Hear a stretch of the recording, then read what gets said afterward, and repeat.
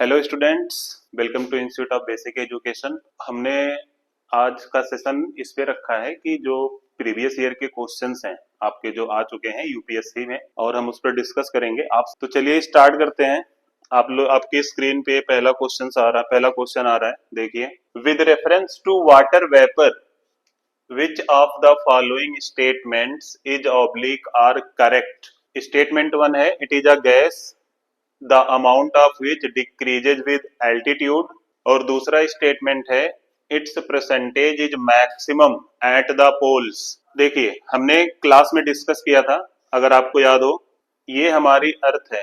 अर्थ के सेंटर से जो लाइन जाती है दैट इज इक्वेटर, 0 डिग्री की लाइन। अगर हम इक्वेटर से पोल की तरफ जाते हैं तो आपको याद होगा, क्लास में हमने डिस्कस किया था, इक्वेटर से पोल की तरफ जाए तो जनरली टेम्परेचर क्या करता है, डिक्रीज करेगा। और अगर टेम्परेचर डिक्रीज करेगा तो रेट ऑफ इवेपोरेशन भी डिक्रीज करेगा। रेट ऑफ इवेपोरेशन डिक्रीज होगा तो for rate of formation of cloud, rate of formation of clouds वो भी क्या होंगे, डिक्रीज करेंगे। Rate of formation of cloud decrease होगा तो रेट ऑफ प्रेसिपिटेशन भी क्या होगा, डिक्रीज करेगा। प्रेसिपिटेशन डिक्रीज करेगा तो वेजिटेशन भी क्या होगा, डिक्रीज करेगा। वेजिटेशन भी डिक्रीज करेगा, और वेजिटेशन डिक्रीज होगा तो आप जानते हैं बायोडाइवर्सिटी भी क्या होगी, डिक्रीज होगी। तो इक्वेटर से पोल की तरफ जाने पर जनरली ये चीजें होती हैं। तो अगर हम देखें, दो सेकंड ऑप्शन को देखते हैं, तो percentage is maximum at the poles. तो पोल से अगर आप जाएंगे तो रेट ऑफ इवापोरेशन डिक्रीज होगा, तो रेट ऑफ इवापोरेशन डिक्रीज होने के कारण वाटर वेपर का परसेंटेज भी क्या होना चाहिए, डिक्रीज होना चाहिए, ये मैक्सिमम नहीं होना चाहिए। तो हमारा दूसरा स्टेटमेंट क्या है, रॉन्ग है। दूसरी चीज आपको क्लास में याद हो तो हमने डिस्कस किया था कि जो एटमॉस्फेयर में गैसेज होती हैं, gases in the atmosphere is inversely proportional to क्या, altitude. Inversely proportional to what, altitude. It means अगर हम अर्थ के सरफेस से ऊपर की तरफ जाएं तो गैसेस क्या होती जाएंगी, डिक्रीज करती जाएंगी। और वाटर वेपर भी एक तरह से क्या है, गैस है।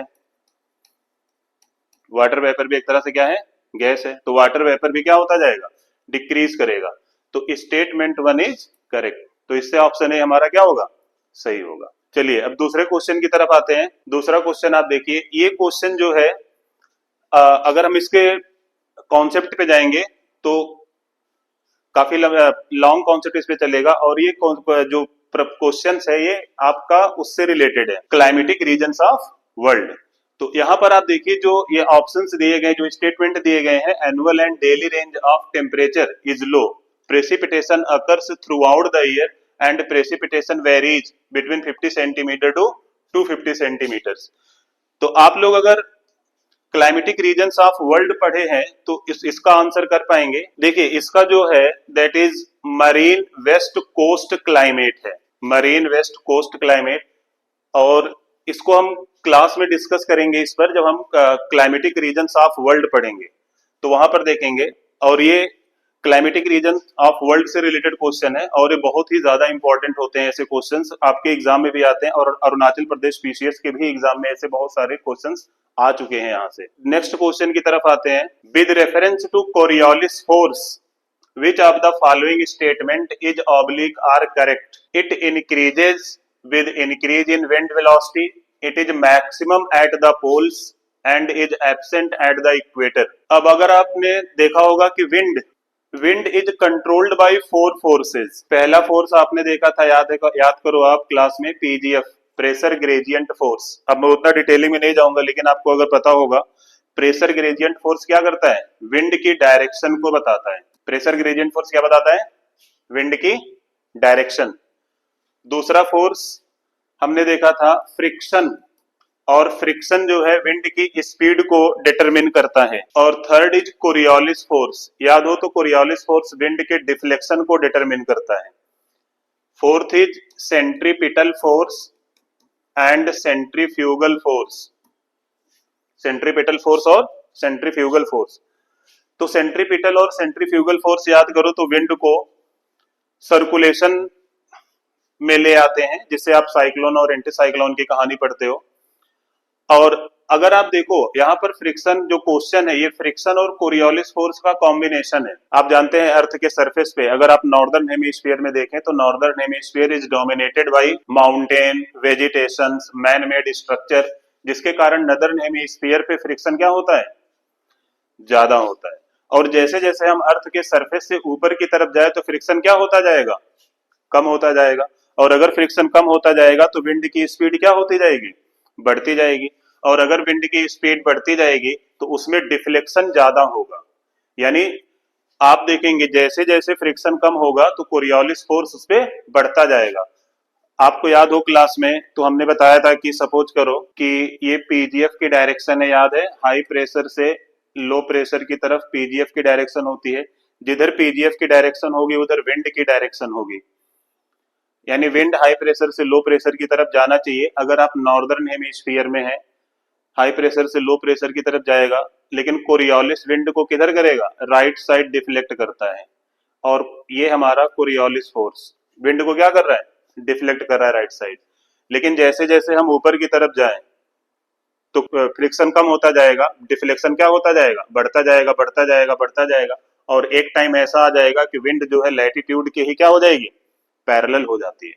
तो उस विंड को आपने जियोस्ट्रॉफिक विंड नाम दिया था, जिसे हम जेट स्ट्रीम भी कहते हैं। तो ये कोरियोलिस फोर्स आप देखेंगे, पहला स्टेटमेंट अगर आप पढ़ें, it increases with increase in wind velocity, यानी विंड की वेलोसिटी जैसे जैसे बढ़ती जाएगी कोरियोलिस फोर्स बढ़ेगा। यानी विंड की वेलोसिटी अगर बढ़ रही है तो इट मीन्स फ्रिक्शन कम हो रहा है, और फ्रिक्शन कम हो रहा है तो कोरियोलिस फोर्स क्या हो रहा है, इंक्रीज हो रहा है। तो पहला स्टेटमेंट क्या हो जाएगा आपका, राइट। दूसरा मैंने आप लोगों को एक तरीका बताया था कि कोरियोलिस ने एक फंक्शन दिया था, Coriolis force is proportional to sine theta. Coriolis force is proportional to what, sine theta. यानी इट मींस आप अगर देखेंगे इक्वेटर 0 डिग्री का और पोल 90 डिग्री का, तो कोरियोलिस फोर्स क्या होगा, इक्वेटर पे साइन 0 की वैल्यू 0, इक्वेटर पे मिनिमम और पोल पे मैक्सिमम होगी। यानी हमारा दूसरा स्टेटमेंट भी क्या है, सही है। तो यहाँ पर दोनों स्टेटमेंट आपके क्या हो जाएंगे, सही हो जाएंगे। अब नेक्स्ट क्वेश्चन की तरफ चलते हैं। On June 21 every year which of the following latitudes experience a sunlight of more than 12 hours, equator, tropic of Cancer, tropic of Capricorn या आर्कटिक सर्कल। अब अगर आपको याद हो ये हमारी अर्थ है, हम 21 जून की बात कर रहे हैं, और जब 21 जून की बात होती है दैट इज समर सॉलिस्टिस, और उस समर सॉलिस्टिस की पोजीशन को मैं डिस्कस कर रहा हूं आपके सामने। अब इस चीज को समझना आप, अगर हम ये मान के चलते हैं कि अर्थ जो है एक सीधी बॉडी है, अर्थ जो है टिल्टेड नहीं है, अर्थ टिल्टेड नहीं है, अर्थ एक सीधी बॉडी है, यहां पर हम सन की पोजीशन बनाते हैं, this is a position of sun. तो सन रेज आप देखेंगे इक्वेटर पे पड़ेगी, सन रेज कहां पर पड़ रही है, इक्वेटर पे पड़ रही है। लेकिन आप जानते हैं कि अर्थ जो है अपने एक्सिस पे टिल्टेड है, अर्थ को उसके एक्सिस पे टिल्ट करते हैं। अर्थ अपने एक्सिस से 23.5 डिग्री क्या है, टिल्टेड है। इक्वेटर भी 23.5 डिग्री क्या होगा, टिल्ट होगा। अगर आप अर्थ को एक सीधी बॉडी मान के चलते हैं, ये हमारा एक्सिस होता और ये इक्वेटर है, तो सन रेज अगर यहाँ पे पड़ रही हैं तो आप ये देखेंगे कि इस हाफ पोर्शन पे पूरा का पूरा क्या होता है, अंधेरा होगा। जिधर सन है उधर हाफ पोर्शन पे उजाला और हाफ पोर्शन पे क्या, अंधेरा होगा। और आप जानते हैं कि 24 आवर में अर्थ जो है 360 डिग्री रोटेट कर जाती है, तो आप यहां से 1 आवर निकालेंगे दैट इज 15 डिग्री। अब यहां से आप ट्रॉपिक ऑफ कैंसर और कैप्रिकॉर्न को ड्रा करें, मैंने आपको ड्रॉ करने का तरीका बताया था, याद हो तो। आप इक्वेटर से 23.5 डिग्री 23.5 डिग्री टिल्ट है, इक्वेटर वाली लाइन को पकड़े जो डॉट डॉट करके बनाए हैं, और रियल इक्वेटर के सामने उसके पैरेलल ड्रॉ कर दें। ये आपका अंटार्कटिक सर्कल का तरीका था क्लास में, और ये आर्कटिक सर्कल का तरीका था।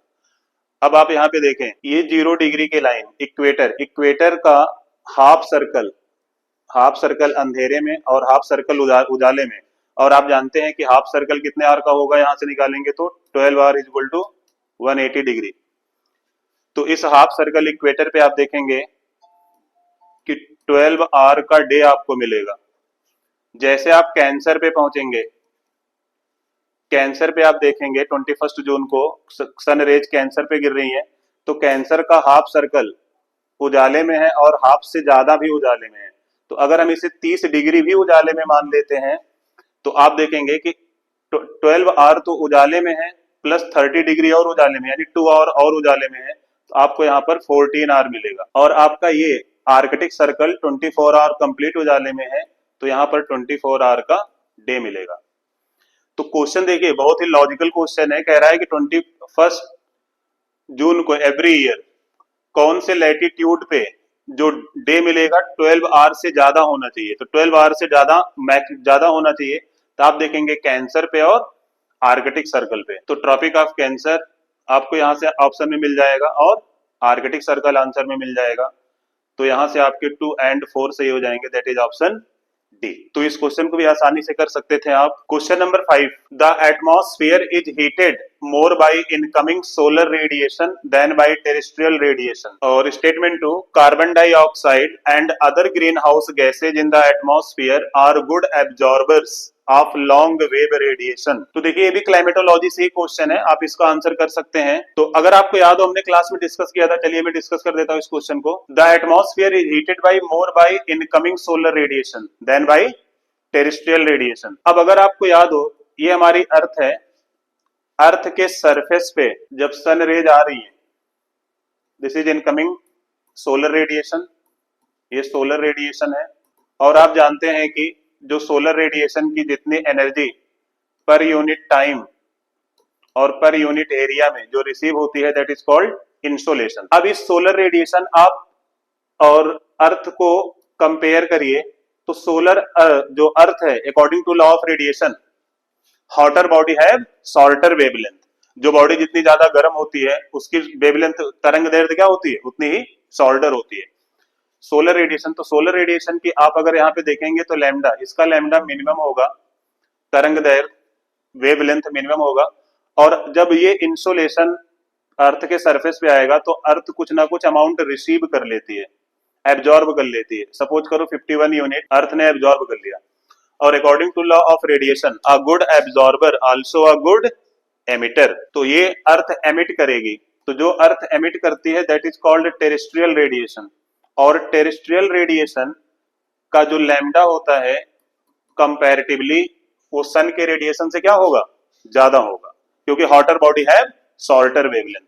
अब ग्रीन हाउस गैस की एक प्रॉपर्टी है, याद करो हमने क्लास में डिस्कस किया था, ग्रीन हाउस गैस की एक प्रॉपर्टी होती है कि शॉर्टर वेवलेंथ को वो अपने अंदर से पूरा पास होने देती है। तो पहला स्टेटमेंट अगर आप देखेंगे the atmosphere is heated more by incoming solar radiation, तो इनकमिंग तो पूरा का पूरा वो पास होने देंगे, उसको ट्रैप ही नहीं करेंगे, एब्जॉर्ब भी नहीं करेंगे। लेकिन जब अर्थ के सरफेस से जो एनर्जी एमिट होगी दैट इज टेरेस्ट्रियल रेडिएशन, उसको ग्रीन हाउस गैस क्या कर लेती है, ट्रैप कर लेती हैं या एब्जॉर्ब कर लेती हैं। तो जो हमारा एटमॉस्फेयर गर्म होता है, वार्म होता है, वो टेरेस्ट्रियल रेडिएशन के कारण ज्यादा गर्म होगा, ना कि सोलर रेडिएशन के कारण। तो पहला स्टेटमेंट आपका क्या हो जाता है, रॉन्ग हो जाता है।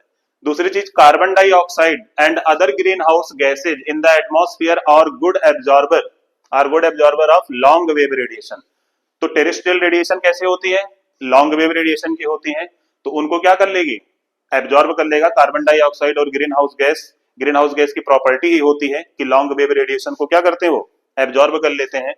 तो statement first wrong, second is true. आप ये देखेंगे statement 1 is incorrect but second is correct, option D. चलिए नेक्स्ट क्वेश्चन पे चलते हैं। Consider the following statement. अब ये देखिए बहुत इंपॉर्टेंट क्वेश्चन है। Thickness of the troposphere at the equator is much greater as compared to poles. At the equator, heat is transported great heights by strong convectional currents. Troposphere की thickness होती है, thickness of troposphere is proportional to temperature on the surface of earth. Temperature on the surface of earth.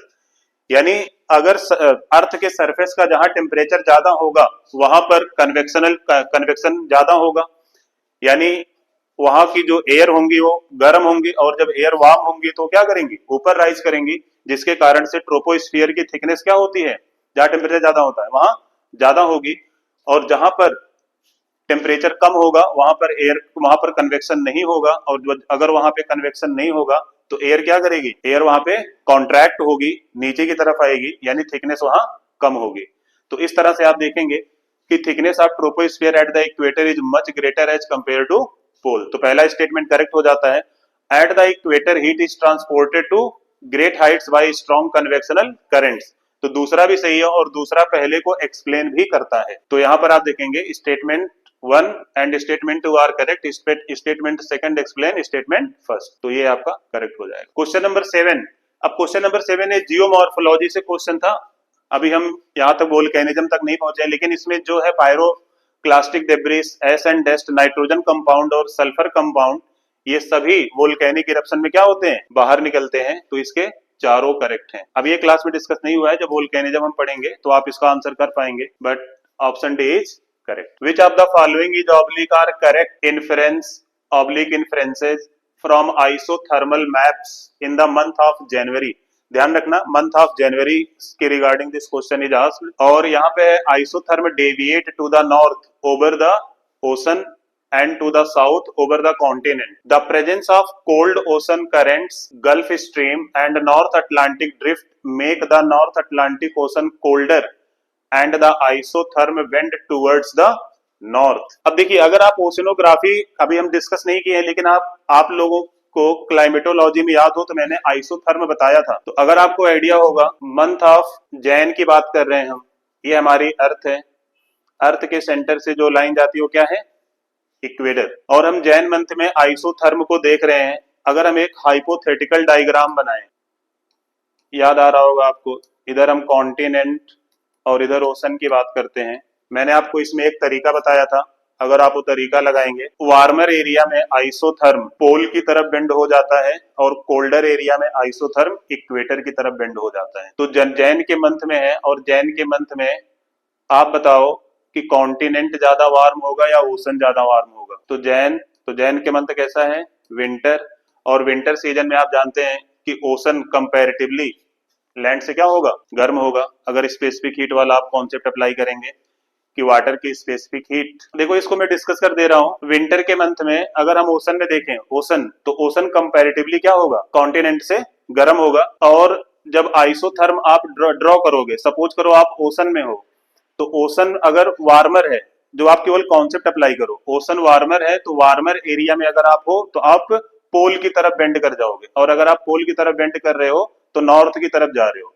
तो the isotherm deviate to the north over the ocean and the south over the continent. और जब आप continent में आएंगे तो continent comparatively cold area है, और cold area होगा तो आइसोथर्म इक्वेटर की तरफ डेविएट कर जाएगा। इक्वेटर की तरफ डेविएट कर रहा है यानी साउथ की तरफ जा रहे हैं। तो पहला स्टेटमेंट क्या हो जाएगा हमारा, करेक्ट। पहला स्टेटमेंट हमारा सही हो जाएगा अगर आप वो कॉन्सेप्ट अप्लाई करेंगे, जो मैंने केवल तरीका बताया था केवल आपको, बस। और अगर हम दूसरे क्वेश्चन पे जाएं, तो यहाँ पर ओशिनोग्राफी नहीं पढ़ाया है मैंने आपको, लेकिन अगर आप ये देखेंगे गल्फ स्ट्रीम और नॉर्थ अटलांटिक ड्रिफ्ट, ये दोनों जो कोल्ड जो करंट्स हैं, ये वार्म करंट हैं, और वार्म करंट होंगी तो ओशन का टेम्परेचर बढ़ा देंगी, तो कोल्डर नहीं होगा, बल्कि क्या होगा, वो वार्मर होगा। तो दूसरा आपको चेक करने की भी जरूरत नहीं पड़ेगी कि बेंड किधर होगा, नॉर्थ या साउथ, क्योंकि अगर आपको वार्म करंट पता है कि दोनों वार्म करंट है, तो ओशन का टेम्परेचर क्या करेंगी, वो इंक्रीज करेंगी, ना कि कोल्ड करेंगी। तो दूसरा अपने आप में क्या हो जाएगा, गलत हो जाएगा। तो क्वेश्चन नंबर 8 का answer is A. With reference to Himalayan river joining the Ganga downstream of Prayagraj from west to east, which of the following sequence is correct. अब देखिए, मैंने इस पे एक शॉर्ट वीडियो भी बनाई थी आप लोगों के लिए कि इंडस का, गंगा का और ब्रह्मपुत्र नदियों का सीक्वेंस, और हमने क्लास में भी डिस्कस किया था। जैसे अगर आपको याद हो, ये हमारी इंडस रिवर है, और हम चलते जाए तो आपको झेलम रिवर मिलेगी, झेलम के बाद चेनाब, चेनाब के बाद रावी, रावी से ब्यास, ब्यास से सतलज, और ये फिर जाके सारी इंडस में मिल जाएंगी। ऐसे आपको याद हो तो हमने गंगा के बारे में देखा था, गंगा से यमुना आके मिल रही है, राम गंगा, गोमती, घाघरा, गंडक, बूढ़ी गंडक, कोसी, महानंदा। और फिर यही मैंने आपको तरीका बताया था कि आप ऐसे ब्रह्मपुत्रा रिवर को भी एक मैप में ही ऑर्गेनाइज कर सकते हैं। ब्रह्मपुत्रा रिवर यहाँ की मिलेगी, तो तीस्ता, रैदाक, संकोस, मानस, कामेंग, सुबनसिरी, दिबांग और लोहित, ये एक रिप्रेजेंटेशन है जहां पर आप सारी रिवर को, मतलब नॉर्दर्न रिवर सिस्टम को आप वेस्ट टू ईस्ट क्या कर सकते हैं, बना सकते हैं। और आपको ऐसे अगर आप वेस्ट टू ईस्ट चलें तो देखिए झेलम, चेनाब, रावी, ब्यास, सतलज, यमुना, गंगा, रामगंगा, गोमती, घाघरा, गंडक, बूढ़ी गंडक, कोसी, महानंदा, और ब्रह्मपुत्रा के इधर देखेंगे तो तीस्ता, रैदाक, संकोस, मानस, कामेंग, सुबनसिरी, देवांग और लोहित। ये क्या हो जाता है, वेस्ट टू ईस्ट अरेंजमेंट हो जाता है। तो यहाँ पर आप क्वेश्चन देखिए गंगा से रिलेटेड ही है कि वेस्ट टू ईस्ट आपको बनाना है, तो आप ऑप्शन चेक करेंगे। यहाँ पर आप देखिए गोमती है, घाघरा है, तो वेस्ट में कौन सी मिल रही है, गोमती, घाघरा, गंडक, कोसी। तो आपको सीधा सीधा भी ऑप्शन में दिख रहा है, कुछ ज्यादा जाने की जरूरत नहीं है। तो वेस्ट टू ईस्ट आपका ये अरेंजमेंट हो जाता है। Consider the following statement. अब ये जो क्वेश्चन है आपका, rainfall is one of the reason for weathering of rocks, rain water contains carbon dioxide in, rain water contains atmospheric oxygen. ये क्वेश्चन आपका वेदरिंग और इरोजन का है, जो जियोमॉर्फोलॉजी में पढ़ेंगे। लेकिन अगर आपको थोड़ा सा यहाँ आइडिया हो तो देखिए रेन वाटर H2 मान ले, और आप जानते हैं एटमॉस्फेयर में CO2 अवेलेबल होता है। जब ये रिएक्ट करेंगे तो वीक कार्बोनिक एसिड बनती है, दैट इज H2CO3। आप सिंपल ऐड कर दो, देखो H2 यहाँ चला गया, O दोनों C यहाँ पे है और दोनों O जुड़ गए, H2CO3, ये कार्बोनिक एसिड होती है। और ये कार्बोनिक एसिड जो है वीक एसिड बोली जाती है। और ये वीक एसिड जो है ये लाइम स्टोन को, जैसे चूना पत्थर का नाम सुना होगा, लाइम स्टोन को, इनको क्या करते हैं, मेल्ट कर देते हैं, इरोड कर देते हैं, उसमें घुलनशील बना देते हैं, एक तरह से बोल सकते हैं, अब सोल्यूशन बन जाता है। रेन वाटर वेदरिंग का काम करता है, और वेदरिंग का काम करता है क्योंकि रेन वाटर में कार्बन डाइऑक्साइड होते हैं, और वो कार्बन डाइऑक्साइड रिएक्ट करके क्या बनाते हैं, कार्बोनिक एसिड बनाते हैं। और रेन वाटर में ऑक्सीजन होता है, और ऑक्सीजन के कारण ऑक्सीडेशन से भी वेदरिंग होती है। तो आप देखेंगे कि पहला स्टेटमेंट सही है, और दोनों ही स्टेटमेंट इसको एक्सप्लेन कर रहे हैं। तो statement one, both statement second and third are correct, both of them explain statement one, right. देखो तो दूसरे और तीसरे स्टेटमेंट करेक्ट है, और दोनों पहले को एक्सप्लेन कर रहे हैं, तो ऑप्शन ए इज करेक्ट। अब ये क्वेश्चन देखिए, consider the following countries, Finland, Germany, Norway, Russia. अब इनमें कौन सा, मैं आप लोगों को पहली क्लास में ही आता हूं, और पहले हम वर्ल्ड मैप ही सीखते हैं। तो अगर आपको याद हो यूरोप में जब हम ट्रेवल कर रहे थे, देखिएगा इस क्वेश्चन को कि हम अजोब सी से निकलने के लिए केरिच से बाहर निकले तो हम ब्लैक सी में आ गए थे। ब्लैक सी से हमने स्ट्रेट पकड़ा था, बास्फोरस स्ट्रेट से अगर हम आगे की तरफ बढ़े तो सी ऑफ मरमरा से डॉर्डेनल स्ट्रेट, और डॉर्डेनल स्ट्रेट से हम आ गए थे कहां पर, एजियन सी से अगर आप चलेंगे तो आइनोनियन सी, मैं शॉर्ट फॉर्म में लिख दे रहा हूं, आप लोग ऑलरेडी लिख चुके होंगे, आइनोनियन सी।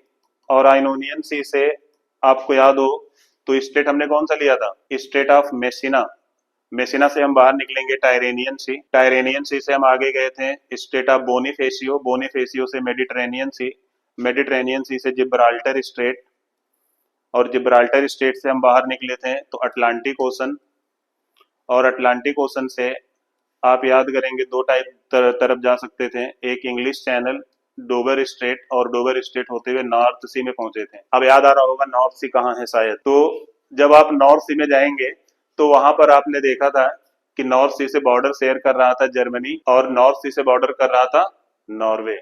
लेकिन फिनलैंड और रूस ये बॉर्डर शेयर नहीं करते हैं, तो ओनली 2। अब ये देखिए वाटरफॉल से रिलेटेड है, आप लोगों को एक पीडीएफ मिली होगी जिसमें वाटरफॉल दिए हुए हैं। जैसे धुआंधार वाटरफॉल, मालवा रीजन, नर्मदा। यहाँ पर धुआंधार वाटरफॉल जो है ये नर्मदा रिवर पे तो है, याद है क्लास में आप, नर्मदा रिवर पे है, लेकिन वो मालवा रीजन नहीं है, जबलपुर एरिया में है, तो ये पहला गलत हो जाता है। हुंड्रू वाटरफॉल छोटा नागपुर में है, सुबर्णरेखा रिवर पे। अब देखो हुंड्रू वाटरफॉल ये सुबर्णरेखा रिवर पे है, और छोटा नागपुर प्लेट्यू में ही है। गिरसोप्पा वाटरफॉल ये आपकी जो रिवर है श्रावती रिवर पे है, तो यहाँ रिवर गलत है, और वेस्टर्न घाट में नहीं, सिमोगा डिस्ट्रिक्ट ऑफ कर्नाटका, इसका दूसरा ही सही है, ओनली 1, यानी तीनों में से केवल एक ही सही है, ओनली 1। अच्छा यहाँ पर एक चीज और भी ध्यान देना होता है, जो यूपीएससी में आजकल ट्रेंड चल रहा है, ओनली 1 का मतलब ये नहीं है कि पहला स्टेटमेंट, इन तीनों में से कोई एक स्टेटमेंट सही है। चलिए नेक्स्ट क्वेश्चन पे आते हैं, कंसिडर द फॉलोइंग।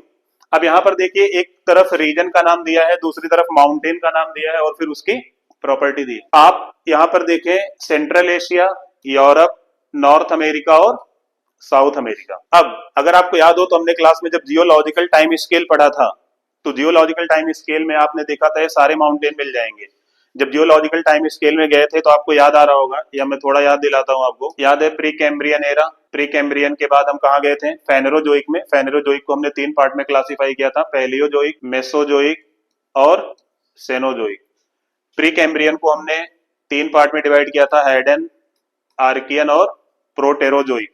और इसी आर्कियन में आपने देखा था कि पहला फोल्ड माउंटेन बनना शुरू हुए थे, that is pre Cambrian fold mountain. और प्री कैम्ब्रियन फोल्ड माउंटेन में जहां पर आपने देखा था अरावली के बारे में, ईस्टर्न घाट के बारे में, जहां मैंने आपको ये बताया था कि ईस्टर्न घाट में हमारा क्या है, फोल्ड माउंटेन का एग्जाम्पल है। और आगे चले थे प्रोटेरोजोइक में। प्रोटेरोजोइक में आपने देखा था कि हमारा विंध्या रेंज आया था, और कुरनूल डिस्ट्रिक्ट कर्नाटक में धारवाड़ रॉक का भी धारवाड़ रॉक भी फॉर्म होना शुरू हुई थी। पैलियोजोइक को याद करो तो आपने 6 पार्ट में डिवाइड किया था, और जब पैलियोजोइक को 6 पार्ट में डिवाइड करते हैं आप, कैम्ब्रियन, आर्डोविशियन, याद आ रहा है, सिलूरियन, डिवोनियन, उसके बाद कार्बोनिफेरस और परमियन। और फिर यहाँ पर आपने कहाँ से, आर्डोविशियन से लेकर डिवोनियन तक, जिसमें आपने कैलोडोनियन फोल्ड माउंटेन देखे थे। उसके बाद हम परमियन में गए थे, तो परमियन में हर्सिनियन माउंटेन, याद है, अपलेशियन नाम आया था। अपलेशियन एक तरह से क्या है, फोल्ड माउंटेन, जो हर्सिनियन फोल्ड माउंटेन में बना था परमियन टाइम में। और ये नॉर्थ अमेरिका में है और फोल्ड माउंटेन का एग्जाम्पल है, यानी तीसरा तो बिल्कुल करेक्ट है। उसके बाद याद है कि हम सेनोजोइक में फिर माउंटेन बिल्डिंग का प्रोसेस देखे थे, और सेनोजोइक में जो माउंटेन बिल्डिंग का प्रोसेस है that is tertiary fold mountain. और टर्सरी फोल्ड माउंटेन में आपने अल्पाइन फोल्डिंग देखी थी, और एंडीज, एल्पाइन, एंडीज और एल्प्स अल्पाइन फोल्डिंग माउंटेन के उदाहरण है। अब यहाँ पर चेक करना है, देखो तीसरा तो सही, क्योंकि अपलेशियन नॉर्थ अमेरिका और fold mountain, Andes south America में है और एग्जाम्पल है फोल्ड माउंटेन, यानी थर्ड और फोर्थ दोनों करेक्ट हो जाते हैं। एल्प्स माउंटेन को देखते हैं, यूरोप में है, करेक्ट है, लेकिन ये ब्लॉक माउंटेन का एग्जाम्पल नहीं है। अल्पाइन माउंटेन किसका एग्जाम्पल है, फोल्ड माउंटेन का। एल्प्स फोल्ड माउंटेन का एग्जाम्पल है। ओसेज माउंटेन आपने देखा था फ्रांस का, ये सेंट्रल एशिया में नहीं आता, यूरोप में है, और ये फोल्ड माउंटेन नहीं, ब्लॉक माउंटेन है। तो यहां से आप देखेंगे 3 और 4 ही सही है, यानी इन चारों स्टेटमेंट में से, इन चारों ऑप्शन में से केवल ओनली 2 आर करेक्ट। तो चलिए आज के लिए इतना ही। ये सारे क्वेश्चन जो आपके प्रीवियस ईयर में आए थे, होप आप लोगों ने एंजॉय किया होगा। Thank you.